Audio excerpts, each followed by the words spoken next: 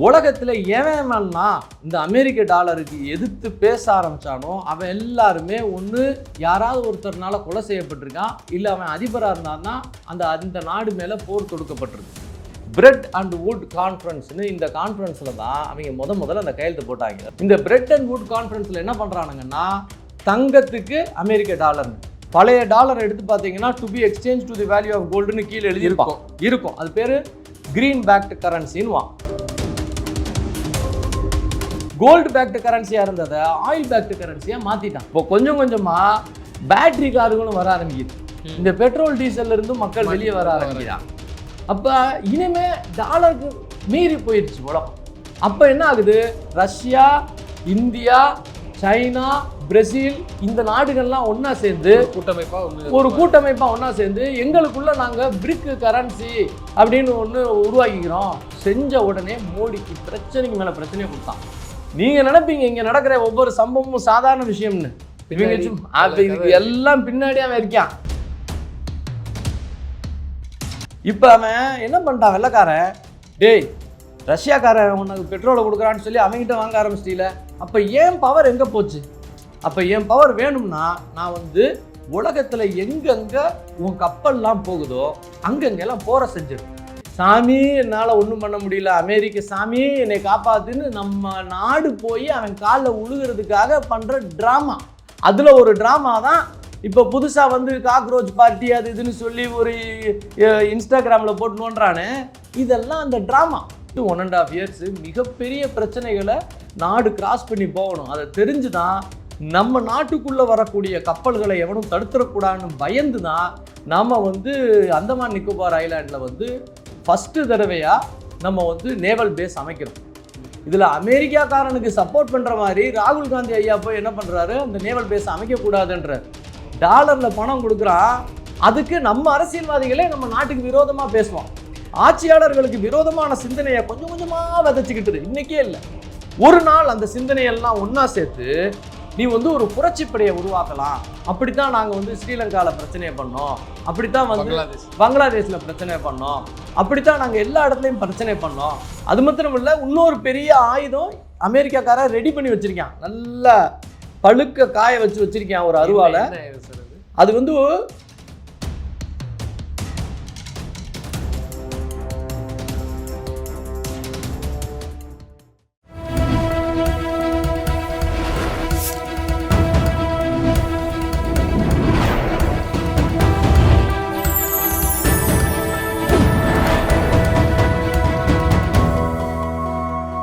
Channel 5 தமிழர்களுக்கு வணக்கம். இன்றைய நேர்காணலில் நம்மோடு பேச இருப்பது தேசியவாதி சிந்தனையாளர் ரமேஷ் சேதுராமன் அவர்கள். சார் வணக்கம். சார் வணக்கம்.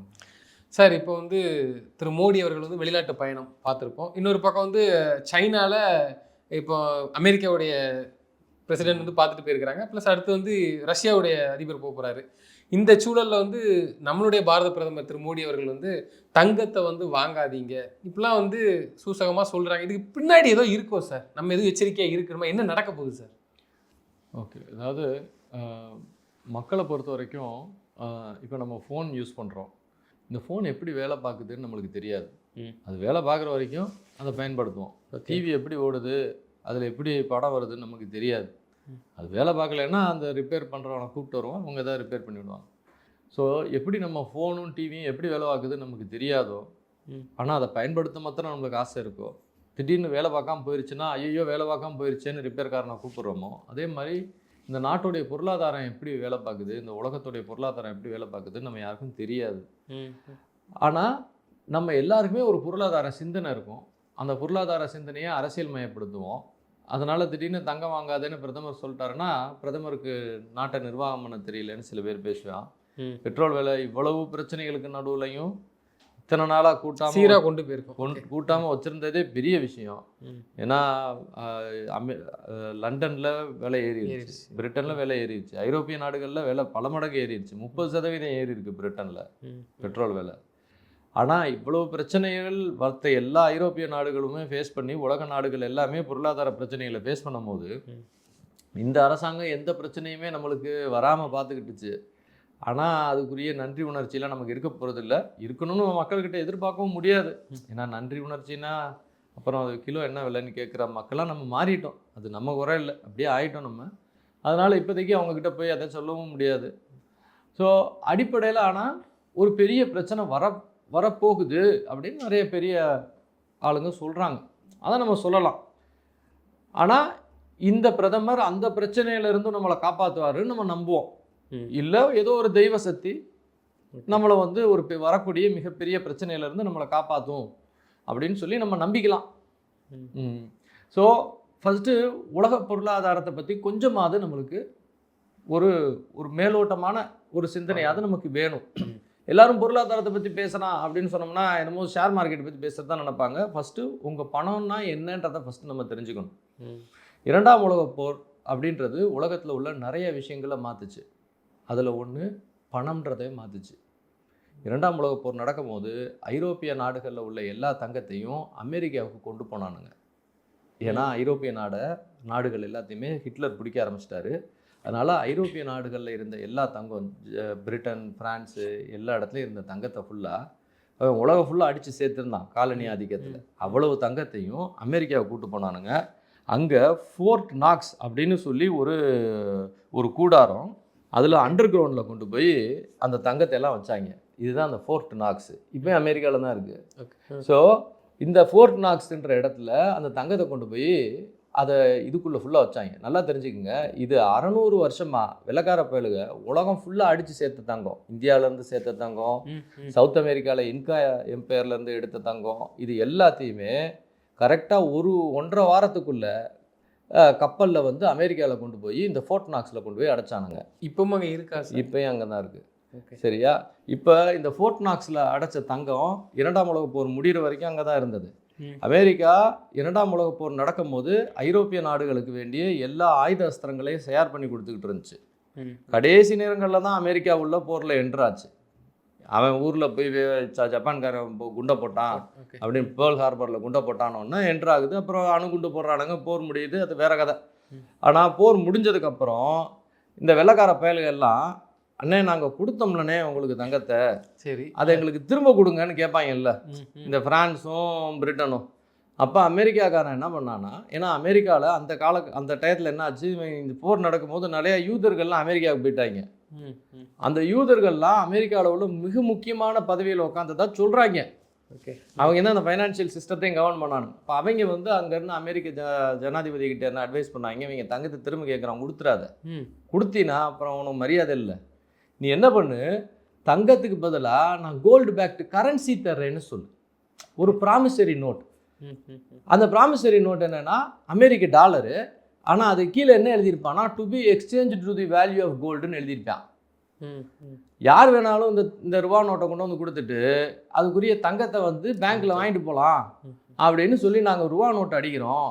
அந்த ரூபா நோட்டை நீங்கள் உலக வர்த்தக கரன்சியாக பயன்படுத்திக்கிங்க, நாங்கள் தங்கத்தை திரும்ப கொடுக்கல, ஏன்னா திரும்ப போர் வந்துருச்சுன்னா அப்படி, அதனால இந்த தங்கம் எங்கேயே பத்திரமா இருக்கட்டும், நாங்கள் என்ன பண்ணுறோம், அதுக்கு பதிலாக உங்களுக்கு ஒரு பேப்பர் தர்றோம். எப்படிங்க, இந்த சைடு தங்கத்துக்கு பதிலாக காகிதம். ஆனால் அந்த காகிதம் என்ன, நாங்கள் எவ்வளோ தங்கம் இருக்கோ அதுக்கு ஈக்குவலாக தான் காகிதம் அடிப்போம், அதுக்கு மேலே அதிகமாக அச்சடிக்க மாட்டோம். தங்கத்துக்கு ஈக்குவல் காகிதம், யார் வேணாலும் காகிதத்தை கொடுத்து தங்கம் வாங்கிக்கோங்கப்பா அப்படின்னு ஒரு நம்பிக்கையை நாங்கள் உருவாக்கி பண்ணுறோன்னு சொல்லி பிரெட் அண்ட் வுட் கான்ஃபரன்ஸ்னு இந்த கான்ஃபரன்ஸில் தான் அவங்க முதல்ல அந்த கையெழுத்து போட்டாங்க. நல்லா தெரிஞ்சுக்கங்க, இது வந்து கரெக்டாக 2ஆம் உலகப் போர் முடிஞ்ச உடனே. இந்த பிரெட் அண்ட் வுட் கான்ஃபரன்ஸில் என்ன பண்ணுறானுங்கன்னா, தங்கத்துக்கு அமெரிக்க டாலர்னு, பழைய டாலரை எடுத்து பார்த்தீங்கன்னா to be exchange to the value of கோல்டுன்னு கீழே இருக்கும். அது பேர் கிரீன் பேக்டு கரன்சின்னு. என்ன நடந்ததுன்னா, அமெரிக்கா அவன் கையில் இருந்த தங்கத்தோட அதிகமான பேப்பர் பணத்தை அச்சடிக்க ஆரம்பிச்சிட்டு, அதனால அது அதிகமாக பணத்தை அச்சடிச்சு நம்மக்கிட்ட இந்த சாமானெல்லாம் வாங்கிட்டு இந்த பேப்பரை கொடுத்துக்கிட்டே இருக்குது, காகிதத்துக்கு மதிப்பு இல்லாமல் போகுது, அதனால எங்கள் தங்கத்தெல்லாம் திரும்ப கொடுறா அப்படின்னு சொல்லி முதல்ல ஆரம்பித்தவர் பிரான்ஸோடைய அதிபராருன்னு ஜென்ரல் டி கவுலே. அவர் தான் அதிகமாக கொலை முயற்சி செய்யப்பட்ட மனிதனும் கூட. ஆனால் அவர் வயசாகி தான் செத்தார். தி டே ஆஃப் தி ஜாக்கல்னு ஒரு சினிமா படம் இருக்குது, அதை பார்த்தீங்கன்னா அதில் எல்லாத்தையும் எக்ஸ்பிளைன் பண்ணுவேன், எப்படி ஜென்ரல் டி கவுலே கொலை செய்ய முயற்சி பண்ணாங்கன்னு. ஆனால் அவர் வயசாகி தான் செத்தார் பாவத்தை. உலகத்தில் எவன்னா இந்த அமெரிக்க டாலருக்கு எதிர்த்து பேச ஆரம்பித்தானோ அவன் எல்லாருமே ஒன்று யாராவது ஒருத்தர்னால கொலை செய்யப்பட்டிருக்கான், இல்லை அவன் அதிபராக இருந்தான்னா அந்த நாடு மேலே போர் தொடுக்கப்பட்டிருக்கு. 1970களில் ஒரு மாற்றம் நடக்குது. அது என்ன மாற்றம்னா, நிக்சன் ஒரு ஆள் வர்றாரு, அமெரிக்க ஜனாதிபதி. அந்த ஆள் என்ன பண்ணுறாரு, எல்லா பேரும் தெளிஞ்சிட்டான், நம்ம வந்து அதிகமாக பேப்பரை அச்சடித்து இருக்கிற தங்கத்தோட அதிகம் பேப்பரை அச்சடித்து விநியோகம் பண்ணுறோன்றது தெரிஞ்சு போச்சு. அதனால எல்லா பேரும் தங்கத்தை கேட்குறான், இப்படிலாம் கொடுத்தோம்னா அப்போ நம்ம மதிப்பு இல்லாமல் போயிடும்னு சொல்லிட்டு நிக்சன் என்ன பண்ணுறாப்புல, இனிமேல் தங்கத்துக்கும் டாலருக்கு இருக்கிறத கட் பண்ணிட்டேன்டான்றார். சொல்லிவிட்டு என்ன பண்ணார், இந்த அரேபு நாடுகள் இருக்குல்ல, இந்த ஷேக்கு பசங்க, இந்த துபாய் ஷேக்குங்க, அவங்க கிட்ட அவங்க படிக்காதவங்க, அவங்க உண்மை காட்டுவாசியுமே இருக்காங்க, அவங்க கிட்ட பெட்ரோலை கண்டுபிடிச்சிட்டான் அந்த அமெரிக்காக்காரன். அவன் என்ன பண்ணுறான், அந்த கையெழுத்து போடு, என் கூட ஒரு அக்ரிமெண்ட், யார்கிட்ட வேணாலும் அவன் பெட்ரோலை விற்று, ஆனால் டாலர் கொடுத்தா தான் பெட்ரோல் விற்பேன்னு சொல்லணுன்றான். ஒன்று இந்த ஷேக் பசங்க என்ன பண்ணுறாங்க, அவங்களுக்கு பெருசாக அவங்களுக்கு படிக்காதனால, அறிவும் அவ்வளோ தூரம் இல்லாதனால என்ன பண்ணிட்டாங்க, சரிங்க எசம்மா அப்படின்னு அப்போயே இந்த Dubai, Abu Dhabi, Qatar, Saudi Arabia அவங்க எல்லாம் கையெழுத்து போட்டாங்க. எவன் வேணாலும் எங்ககிட்ட பெட்ரோல் வாங்கிக்கலாம், ஆனால் டாலர் கொடுத்தா தான் கொடுப்போம்னு. இப்போ என்ன ஆயிடுச்சுன்னா, கோல்டு பேக்டு கரன்சியாக இருந்தது ஆயில் பேக்டு கரன்சியாக மாறிடுச்சு. அப்போ உலக நாடுகள் எல்லாம் இப்போ என்ன ஆயிடுச்சு, தங்கத்தை திரும்ப கொடுறா அப்படின்னு கேட்டுக்கிட்டு இருந்த நாடுகள், இல்லை நீனே வச்சுக்கோ, நீ பேப்பரே கொடு, ஏன்னா இந்த பேப்பரை கொடுத்தாதான் இந்த ஷேக் பாய் பெட்ரோல் கொடுக்குறான் அப்படிங்கிறத, அதனால பரவாயில்லப்பா நீ தங்கத்தை வச்சுக்கோ சாமி, நீ பேப்பரே கொடுன்ட்டான். அப்போ கோல்டு பேக்டு கரன்சியாக இருந்ததை ஆயில் பேக்டு கரன்சியாக மாற்றிட்டான். அமெரிக்கா கூட புத்திசாலி பாய்பிள்ளையே, அவன் டாலரையவே எதிர்த்தானோ அவனை கொண்டுருவான். ரெண்டாவது, உங்களுக்கு என்ன தேவையோ அந்த தேவையை அந்த டாலரோடையே ஹோக் பண்ணி வச்சுருப்பான், கொக்கி போட்டு வச்சுருப்பான். அதை விட்டு வெளியே போனீங்கன்னா உங்களுக்கு பெட்ரோல் கிடைக்காது. அப்படி ஒரு சூழ்நிலை கொண்டு வந்துருவான். அதுக்கு உடையவன் யாரு, இந்த படிக்காத இந்த ஷேக் பசங்க ஆடுதுன்னு வச்சுட்டு இருந்தாங்க. இப்பயும் அதுதான் பண்றானுங்க. இப்போ கார் கீரை வாங்கி ஓட்டிட்டு இருக்காங்க, பிசிக்ஸ் கெமிஸ்ட்ரி எல்லாம் படிக்க மாட்டாங்க, ஆயுத அஸ்திரம்லாம் அவங்களுக்கு பண்ண தெரியாது, தானாவே யோசிச்சு இது பண்ண தெரியாது. அதனால இவங்களுக்கு அப்படியே இவங்க கூடயே இந்த கோழிக்கு இதுக்குள்ளேயே உட்காந்துருக்கிற மாதிரி அமெரிக்கா பாதுகாப்புலேயே தான் இன்னும் இருக்காங்க. இன்னைக்கு அமெரிக்கா பாதுகாக்கலைன்னா அவங்க கோழி குஞ்சு மாதிரி எவன் வேணாலும் கொண்டு போயிடுவாங்க. எவனை அவங்களுடைய அவங்க பசங்களுக்கும் போர் சக்திகள்லாம் முதல்ல இருந்தது. ஆதி காலத்துல ரொம்ப போர் வீரர்களாக இருந்தாங்க அந்த அரேபுக்காரங்க. இப்போ போர் எண்ணம்லாம் போயிடுச்சு. சும்மா வெள்ளக்கார பொண்ணுங்க முன்னாடி சுற்றிக்கிட்டு கார் ஓட்டிட்டு தர்றாங்க, கையில் துப்பாக்கி கொடுத்து இறங்கி சண்டை போடுறாங்கன்னா அந்த சவுதி அரேபியா பசங்கள்லாம் போக மாட்டாங்க, பயப்படுறாங்க. பாகிஸ்தான்காரன் வந்து அவங்களுக்காக சண்டை போட வேண்டியது இருக்குது. எந்த நாடு தன்னைத்தானே பாதுகாத்துக்க, தான் பொண்டாட்டி பிள்ளைகளை பாதுகாத்துக்க பயப்படுற ஆம்பளைங்களை வச்சுருக்கோ அந்த நாடு விளங்காது. சவுதி அரேபியா கிட்ட பணம் இருந்து என்ன பிரயோஜனம், அதில் விளங்காது. தான் பிள்ளைய பாதுகாக்கிறதுக்கு, தான் பொண்டாட்டியை பாதுகாக்கிறதுக்கு துப்பாக்கி எடுத்து சண்டை போடுறதுக்கு வக்கு இல்லை அவங்களுக்கு. பாகிஸ்தான் சோல்ஜர் வரணுமா, வாடகைக்கு கொண்டு வாட்ச்மேன் வச்சிருக்கிற மாதிரி சோல்ஜர் வச்சுருக்கான். தான் நாட்டு பசங்க சோல்ஜராக நிற்கணும்ல, அதானே ஒரு நாடு. இஸ்ரேல் இவனி ஒன்று நாடு, அவன் நாட்டு பசங்கள்லாம் சோல்ஜராக நிற்கிறான். சிங்கப்பூர் இவனி ஒன்று நாடு, ஆனால் அவன் நாட்டு ஆள் தானே சோல்ஜராக இருக்கான். இன்னொரு நாட்டில் இருந்து வாடகைக்கு சோல்ஜர் வைப்பானே, காசு இருந்தால் கூட என்ன இஸ்ரேலும் சிங்கப்பூரும் என்ன காசு இல்லாத ஊரா? சோல்ஜர் வச்சுருக்கான் அப்படின்னா என்ன அர்த்தம், நாட்டுப்பற்றோட மனிதன் இருக்கான். பணமே சம்பாதிச்சாலும் பரவாயில்லடா, என் நாட்டுக்கு ஒரு பிரச்சனை நான் துப்பாக்கி எடுத்து இறங்க வேண்டான்னு வர்றான்ல எல்லாரும். சவுதி அரேபியாவில் அப்படி இருக்கானா? இன்னும் வாடகைக்கு ஆளை வச்சு சண்டை ஓட்டி தரான், அவ்வளோ விடுங்க, அவன் பாவம். அதனால் இவன் அமெரிக்காக்காரன் டாலரை தங்கத்துக்கு வச்சுக்கிட்டு கனெக்ட் பண்ணி வச்சுட்டு இருந்தவன் 1970க்கு மேலே என்ன பண்ணிட்டான்னா டாலரை பெட்ரோலுக்கு கனெக்ட் பண்ணி வச்சுக்கிட்டான். இன்னைக்கு வரைக்கும் தொடர்ந்து இழுத்துக்கிட்டே கொண்டு வந்தான் அதை. இந்த ரஷ்யாக்காரன் என்ன பண்ணிட்டான்னா, அவன் ஊரில் பெட்ரோலை எடுத்து நான் டாலர் இல்லாமல் ஏன் ஊர் ரூபலுக்கு விற்கிறேன்ட்டான். அப்போ தான் அந்த பிரச்சனை எல்லாம் ஆரம்பிக்குது. நல்லா தெரிஞ்சுக்கங்க. இப்போ கொஞ்சம் கொஞ்சமாக பேட்டரி கார்களும் வர ஆரம்பிக்குது. இந்த பெட்ரோல் டீசல்ல இருந்து மக்கள் வெளியே வர ஆரம்பிக்கிறான். அப்போ இனிமே டாலருக்கு மீறி போயிடுச்சு உலகம். அப்போ என்ன ஆகுது, ரஷ்யா, இந்தியா, சைனா, பிரேசில் இந்த நாடுகள்லாம் ஒன்றா சேர்ந்து ஒரு கூட்டமைப்பாக ஒன்றா சேர்ந்து எங்களுக்குள்ள நாங்கள் பிரிக் கரன்சி அப்படின்னு ஒன்று உருவாக்கிக்கிறோம். நீ அமெரிக்க டாலரை வச்சு தான் உலக வர்த்தகத்தை செய்யலாம், வர்த்தக கரன்சி டாலர்னு சொல்லிட்டு இருந்தியே, அப்படிலாம் கிடையாது. எங்களுக்குள்ள நாங்கள் வந்து ஒரு பிரிட்ஜுன்னு சொல்லி ஒரு ஷிஃப்ட் சிஸ்டத்துக்கு எதிர்வினையா, அவன் ஒரு ஷிஃப்ட் சிஸ்டம்னு ஒன்று வச்சிருக்கியான். அது என்னன்னு படிக்கணும்னு நினச்சவங்க படிச்சுங்க. நாம் அதுக்கு எதிர்வினையா பிரிட்ஜுன்னு ஒரு சிஸ்டத்தை உருவாக்க ட்ரை பண்ணி எல்லா வேலையும் செஞ்ச உடனே மோடிக்கு பிரச்சனைக்கு மேலே பிரச்சனையை கொடுத்தான். நீங்க நினைப்பீங்க இங்க நடக்கிற ஒவ்வொரு சம்பவமும் சாதாரண விஷயம்னு. இவங்க அப்ப இதுக்கு எல்லாம் பின்னாடி அவன் இருக்கான். நீங்க இந்த சதாம் ஹுசேனை அவன் ஊர் மக்களை வச்சு தான் அடிச்சு கொள்ள வச்சான். அவன் ஊர் மக்களே தான் காட்டி கொடுத்தான். அந்த இன்னொருத்தன் தான் கடாஃபின்னு ஒரு ஆளு, அவனும் லிபியா கடாஃபி, அவனும் அந்த அமெரிக்காக்காரனுடைய டாலரை மீறி நான் பெட்ரோல் விற்கிறேன்னா, சதாம் ஹுசேன் கூட சதாம் ஹுசேனும் அமெரிக்க டாலரை மீறி நான் பெட்ரோல் விற்கிறேன்னா அவன் ஊர் மக்களை வச்சு அவனை கொண்டாங்க. கடாஃபியும் அவன் அது பேர் என்ன, அவன் பெட்ரோலை நீங்கள் உங்கள் லோக்கல் கரன்சி கொடுத்து வாங்கிக்கங்கண்ணா, டாலர்லாம் வேணான்னா. இந்த கடாஃபி அந்த ஆள் இந்தியா கிட்ட என்ன சொல்லுவான்னு சொன்னா, எல்லாம் பழைய நியூஸ் பேப்பர் எடுத்து படிக்கணும். உங்க மாம்பழத்தை கொடுங்க நான் பெட்ரோல் தரேன்னா, மாம்பழம் தாங்க உங்கள் ஊரில் மாம்பழம் விளையுது இல்லை, நீங்கள் மாம்பழத்தை எங்கள் ஊர் லிபியாவுக்கு அனுப்புங்க, நான் உங்களுக்கு பெட்ரோல் அனுப்புகிறோன்னா. அவனை என்ன பண்ணாங்க, அவனை அடித்து கொன்று அவன் ஒரு மக்களே ரோட்டில் போட்டு அவனை இழுத்துட்டு போகிற மாதிரி வேலையை செஞ்சாங்க. நல்லா தெரிஞ்சுக்கணும், நாம் நினைக்கிறோம் நம்மளுக்கு எல்லாம் அறிவு இருக்குது, நம்ம வந்து மனுஷங்கன்னு கிடையாது. நம்ம அறிவை எப்போ வேணாலும் வெள்ளைக்கார போய் தூக்கி எரிஞ்சிக்குவேன். அதுவும் இப்போ இந்த இன்ஸ்டாகிராமு ஃபேஸ்புக்கு எல்லாம் வச்சுருக்கான், எல்லாம் அவன் தான் வச்சுருக்கான்.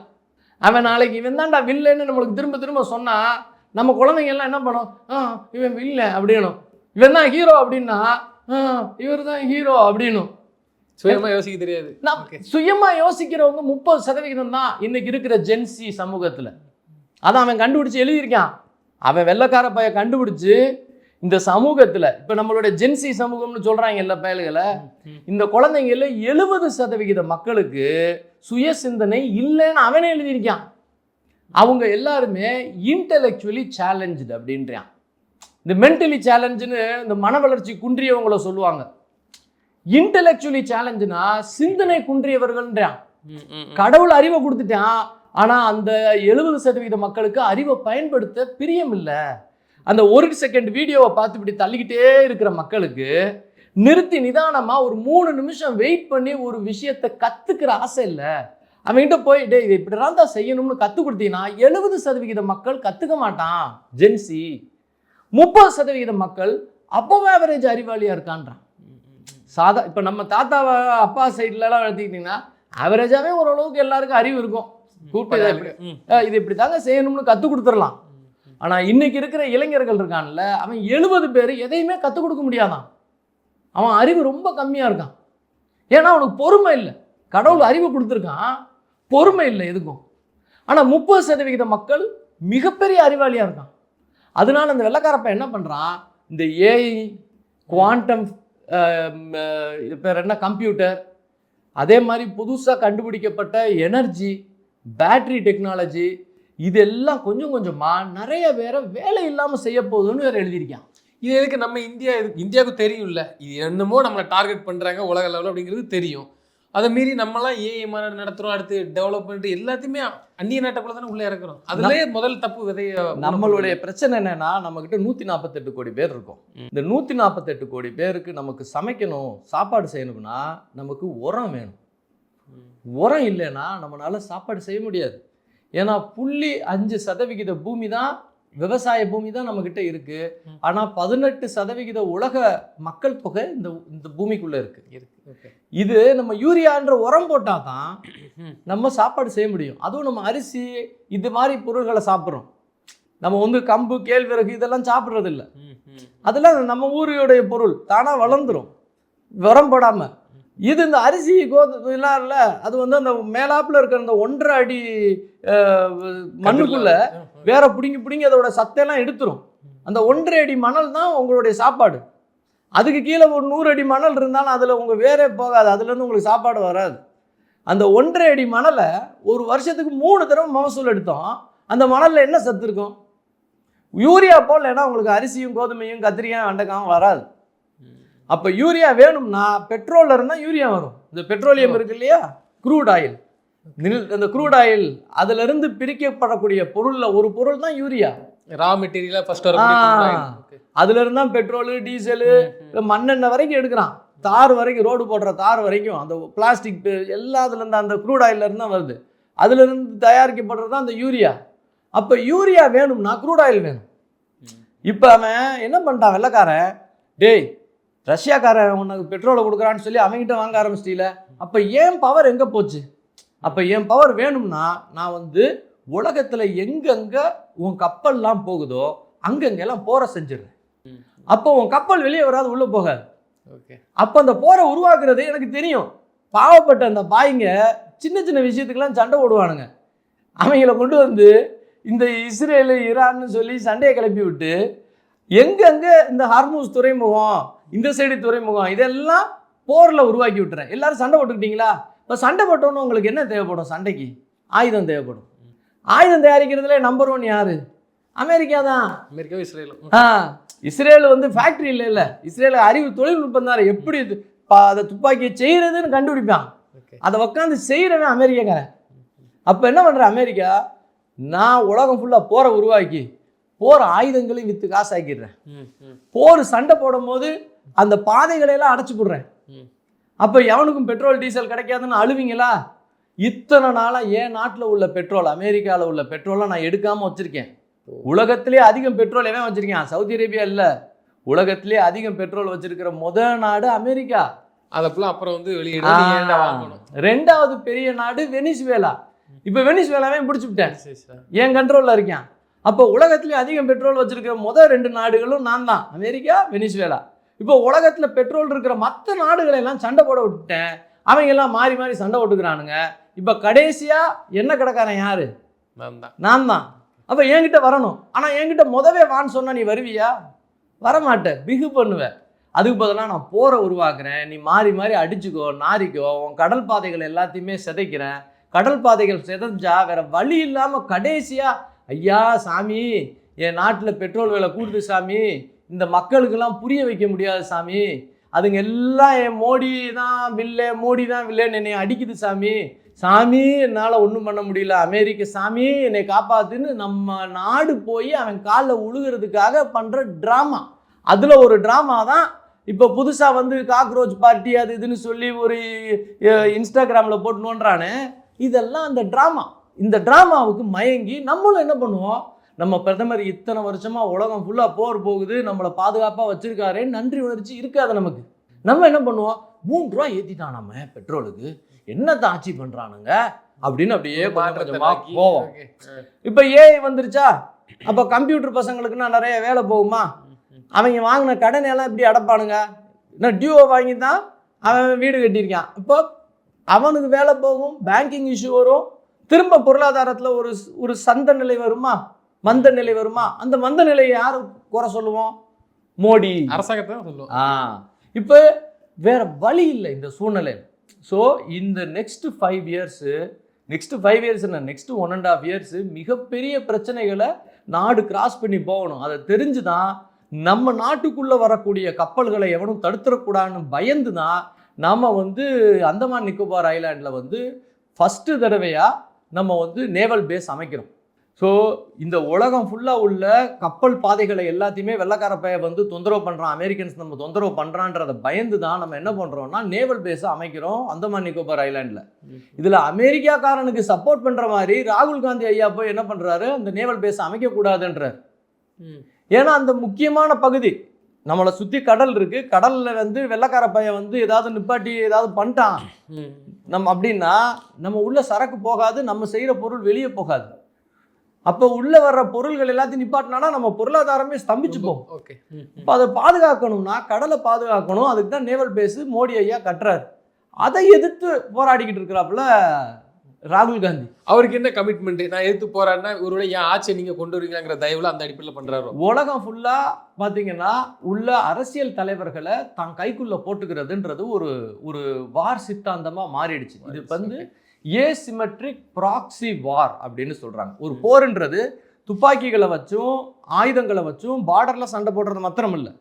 ஏசிமெட்ரிக் அப்படின்னு சொன்னோம்னா நேரடியாக இல்லாமல் மறைமுகமாக.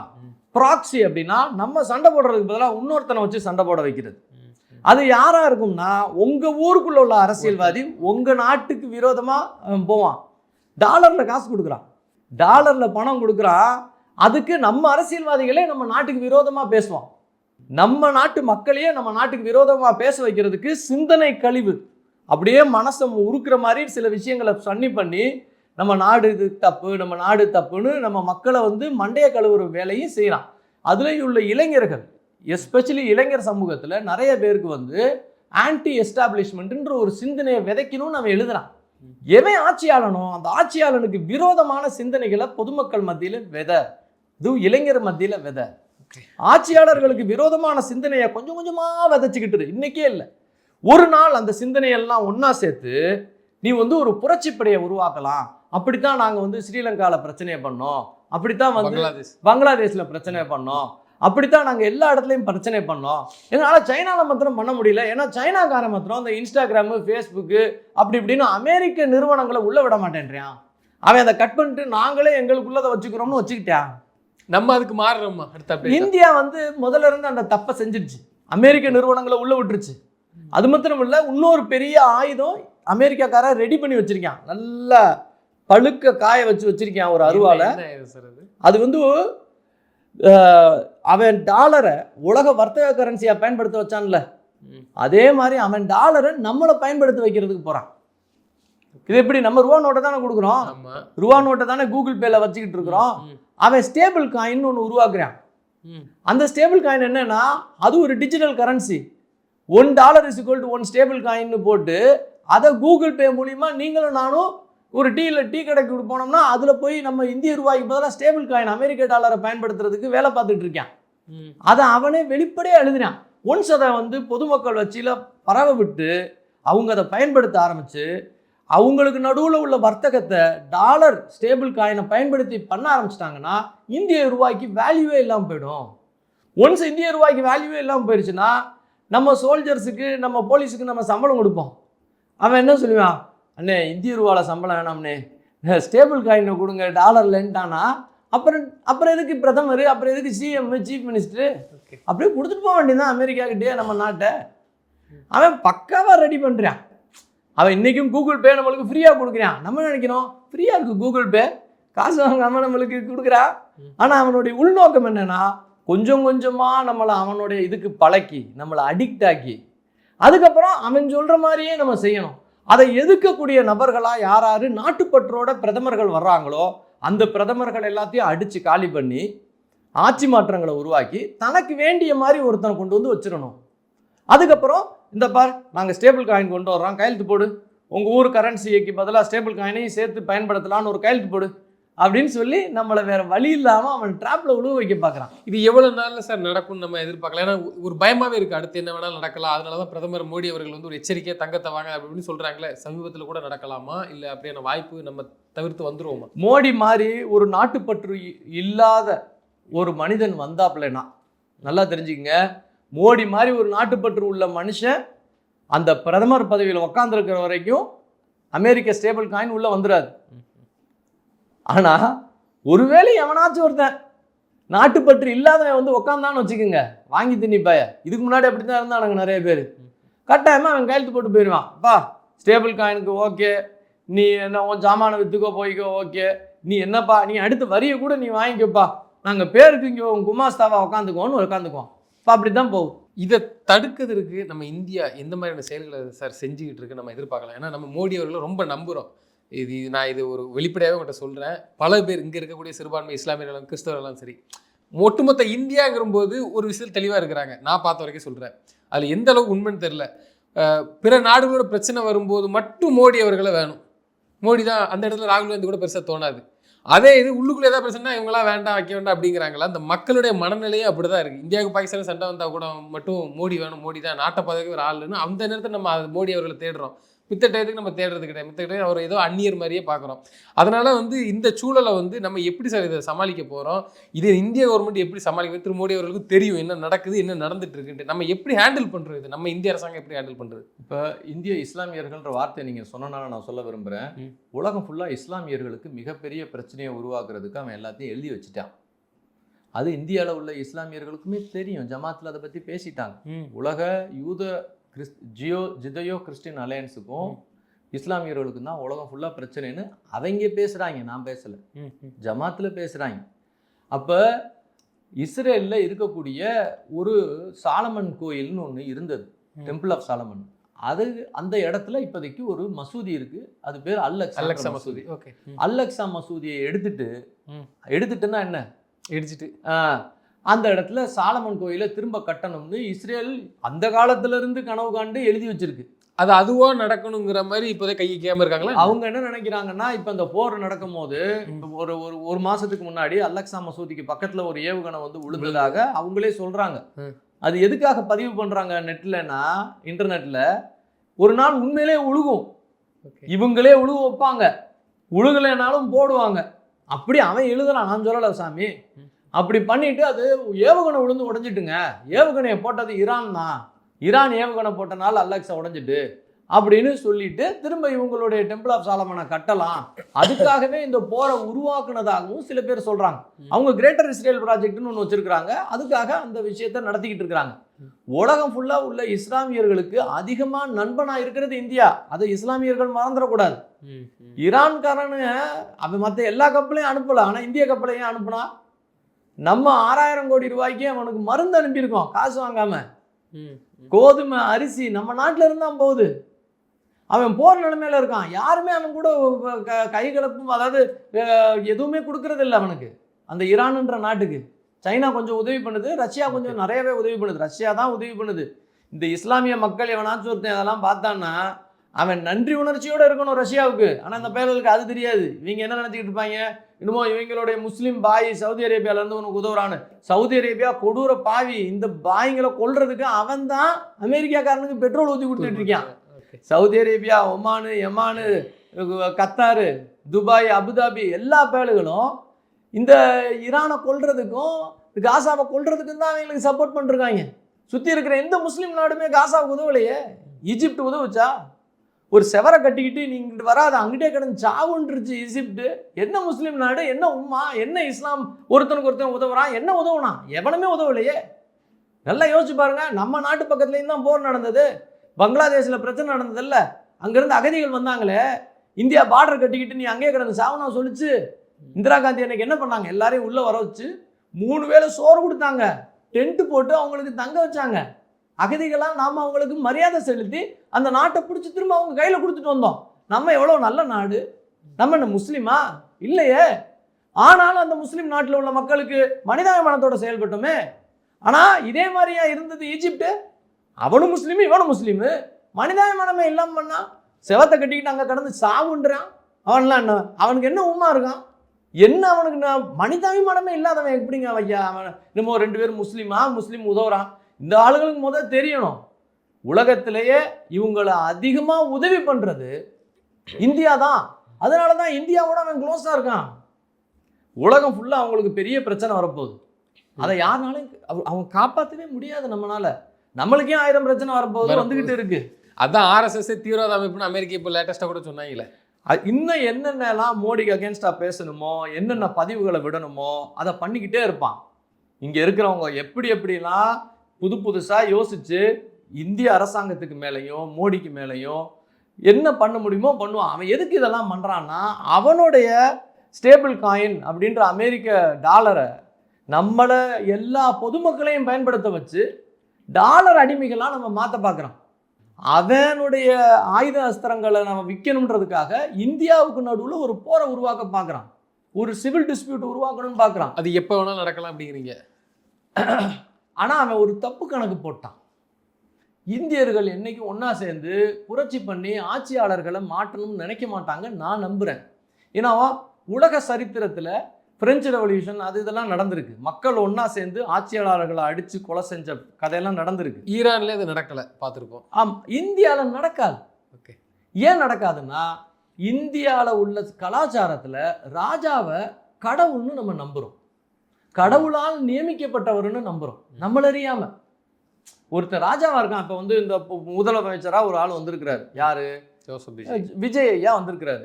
இப்போ விஜய் ஐயாவை கூட நம்ம விமர்சனம் பண்ணுவோம்.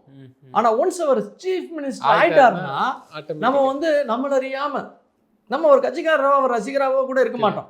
ஆனா முதலமைச்சர் ஆயிட்டாருன்னா ஒரு மரியாதையை கொடுக்க ஆரம்பிச்சிடும், மாண்புமிகு முதல்வர்களே. ஏன்னா நம்ம ஆட்சியாளர்களை வெறுக்கிற எண்ணம் நமக்கு கிடையாது. இதுக்கு முன்னாடி இருந்தவர் மேலேயும் நம்மளுக்கு வேற்றுமை கருத்து இருந்திருக்கலாம், ஸ்டாலின் ஐயா மேலேயும். ஆனா வெறுக்கிற அந்த எண்ணம் இருக்குல்ல, அட்டிக்கணும்டா கொள்ளணும்டா, அந்த ஃபீலிங் நமக்கு இருக்காது. அடுத்த எலெக்ஷன்ல பார்ப்போம் மாத்திக்கோன்னு வேணா நம்ம நினைப்போம் ஒழிய அந்த அந்த அந்த கோபம் இருக்காது.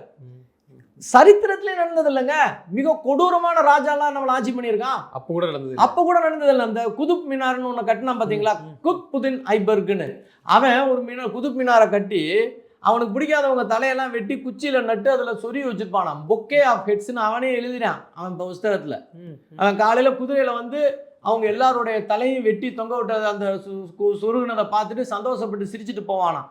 அப்போ எவ்வளோ கொடூரமானவனாக இருப்பான். உள்ள எல்லா கோயிலையும் உடைச்சிட்டு இந்த உடஞ்ச கற்களை வச்சே நான் கட்டினேன்னு பெருமையாக எழுதி வச்சிருக்கான். ஆனாலும் அவனை வந்து பொதுமக்கள் மாற்றலை, அவன் மேலே புரட்சி பண்ணல. ஏன்னா எவனோ ஒருத்தன் ராஜாவாக இருக்கான்னா அது தெய்வத்தினால் அவன் அமைக்கப்பட்ட ராஜாடா, அவனை மாற்ற நம்ம கூடாதுனா, அவனை கொல்லக்கூடாதுனான்னு நினச்சான். அதனால இவன் என்னதான் இன்ஸ்டாகிராம்லையும் ஃபேஸ்புக்லையும் நம்மளை மண்டே கழுவுனாலும் பொதுமக்கள் இளைஞர்கள் ஒன்றா சேர்ந்து ஆட்சியாளர்களை எதிர்த்து பேசுவாங்களே ஒழிய அவங்களுக்கு எதிர்வினையாக செய்ய மாட்டாங்கன்னு நான் நம்புகிறேன். நிச்சயமா சார். தொடர்ந்து தங்களது கருத்துக்களை பயந்தமைக்கு நன்றி.